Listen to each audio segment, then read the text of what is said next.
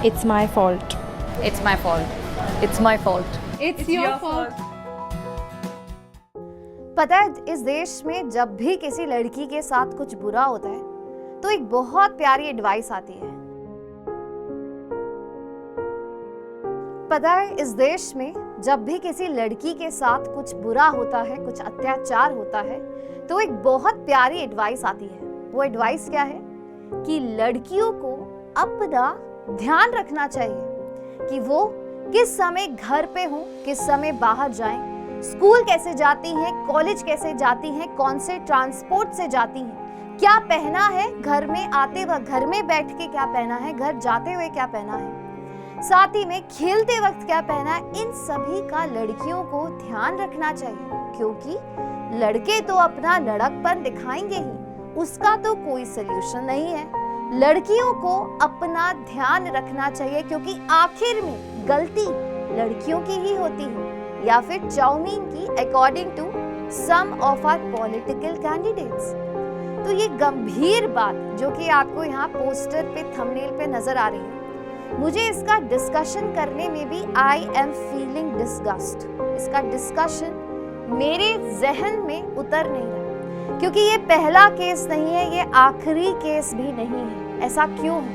क्या ये घटनाएं पहले नहीं हुई, और पहले हुई है तो दोबारा से दोहराई किस वजह से जा रही है? अब ये जो घटनाएं हैं, ये जो घटित होती हैं, हम बोलते हैं, हम बड़े बड़े मर्दों को ब्लेम करते हैं। यहाँ पे कोई बड़ा मर्द इसमें शामिल था। बट मैं एक ऑनलाइन टीचर हूँ, मैं तो अपने स्टूडियो स्पेस में पढ़ाती हूँ, मैं अपनी ही आप बीती आपके सामने जाहिर करती हूँ। मैं तो स्टूडियो स्पेस में हूँ, मेरे स्टूडियो में मेरे अलावा कोई नहीं है। मेरे बच्चे मुझे ऑनलाइन यहाँ पे नजर आते हैं जिसमें मैं चैट्स पढ़ती हूँ। वो चैट्स उन बच्चों की जो मेरे से 10, 12, 15 साल छोटे हैं, उन बच्चों की चैट्स पढ़ के भी मेरा जो दिल है वो दहक जाता है। मुझे लगता है कि अगर वो ऐसे टीचर के बारे में, अपने शिक्षक के बारे में ऐसी बातें लिख सकते हैं, स्पेशली फीमेल टीचर्स के लिए।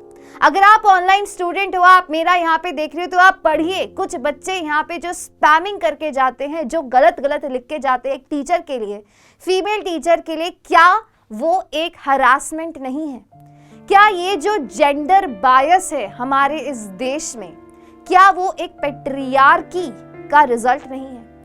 तो ये हर जनरेशन को क्यों फेस करना पड़ता है? ये मेरी जनरेशन, जो मैंने 12 साल पहले फेस किया, 15 साल पहले फेस किया, वो आज की जनरेशन को भी क्यों फेस करना पड़ रहा है? ये साइकिल टूट क्यों नहीं रही है?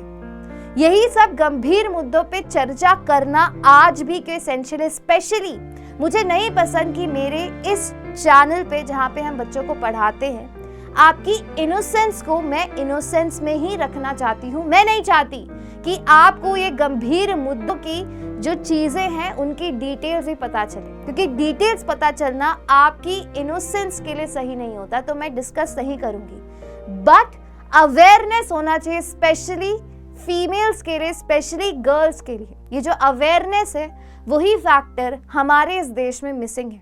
तो अवेयरनेस को लेके मैं लेके आई हूँ ये सेशन। ये सिर्फ लड़कियों के लिए नहीं है, ये लड़कों के लिए भी है, क्योंकि कल्प्रिट्स कौन है और विक्टिम्स कौन है, इसके बारे में जानकारी दोनों को होनी चाहिए।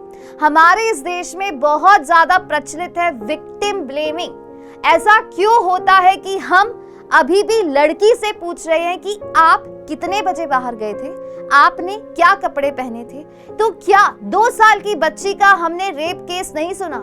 क्या हमने 3-4 साल या फिर 84 इयर्स की महिला का रेप केस नहीं सुना? तो क्या उसने वहां पे क्या पहना था? तो कपड़ों की बात करें तो चाहे साड़ी पहनी हो, चाहे बुर्खा पहना हो, चाहे स्कर्ट पहनी हो, तीनों ही केसेस में हमने ऐसे गंभीर अपराध होते हुए देखे हैं। तो गलती यहाँ पे किसकी है? गलती में जो है, क्या वही हम पॉइंट आउट कर पा रहे हैं उस बंदे को? तो वही चीज थोड़े से स्टैटिस्टिक्स के साथ देखते हैं।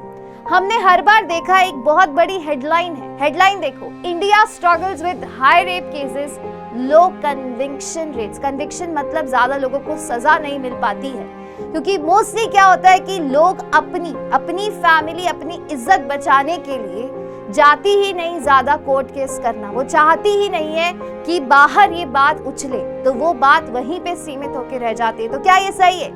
आप जो कल्प्रिट है उसको बचा रहे हैं, ये जो कल्प्रिट बचाने की, ताकि विक्टिम शेमिंग ना हो, ये जो प्रथा है इसको तोड़ने का वक्त अभी आ गया है।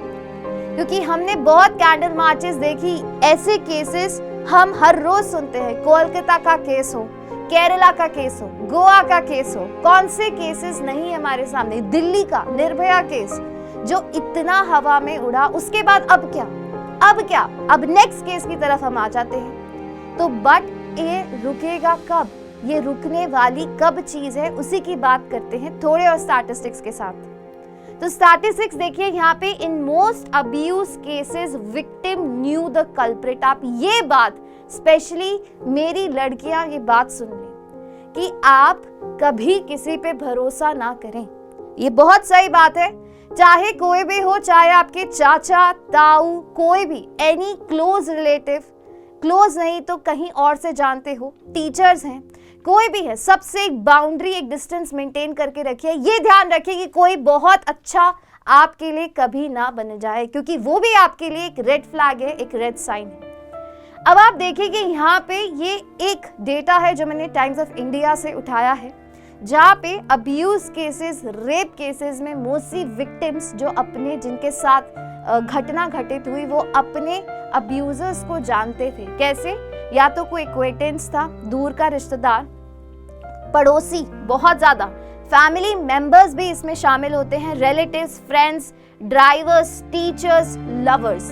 ये लवर्स वाली बात को लेके मैं एक और चीज दोहरा देती हूँ कि लड़कियों को यहाँ पे भी ध्यान रखना पड़ता है कि कहीं कोई आपसे एक तरफा प्यार ना कर ले, क्योंकि उसकी सजा भी आपको ही भुगतनी पड़ेगी। साथ ही में सीन ऑफ क्राइम्स की भी यहाँ बात है कि मोस्टली सर्वाइवर्स हाउस में, ये आपके घर में घटित घटनाएं बहुत ज्यादा है, और वही हम एडवाइस करते हैं कि लड़कियों को घर में रहना चाहिए। तो क्या वो घर में भी सेफ है? तो सेफ वो घर में भी नहीं है, तो प्रॉब्लम लड़कियों में नहीं है, प्रॉब्लम है सोच में। वो सोच जो हमें बदलनी पड़ेगी, वो जो पेट्रियार्कल सोच है, उसे बदलने का समय ये है। अभी यहाँ पे ये सारी चीजें काफी डिटेल्ड में मेंशन्ड है, बस इस डिटेल में जाने का कोई फायदा नहीं। इस सब के अगेंस्ट एक टीचर होने के नाते, एक फीमेल टीचर होने के नाते मेरी एक ही एडवाइस है कि आप अपना ध्यान रखें और अपनी सराउंडिंग के अगेंस्ट खुद में अवेयरनेस लेके आए। क्यों? क्योंकि अगली बार जब किसी लड़की के साथ अत्याचार होता है तो मर्दों से कोई सवाल मत पूछिए, सीधा उंगली लड़की पर उठाइए, क्योंकि बदलाव का सबसे अच्छा तरीका है कुछ भी बदलो मत। याद रखें, इसमें गलती आपकी है, क्योंकि समाज में तो सब सही है ना। समस्या अपराधियों की सोच में है, पीड़ित में नहीं। सही के साथ खड़े रहें, जागरूक बने। धन्यवाद।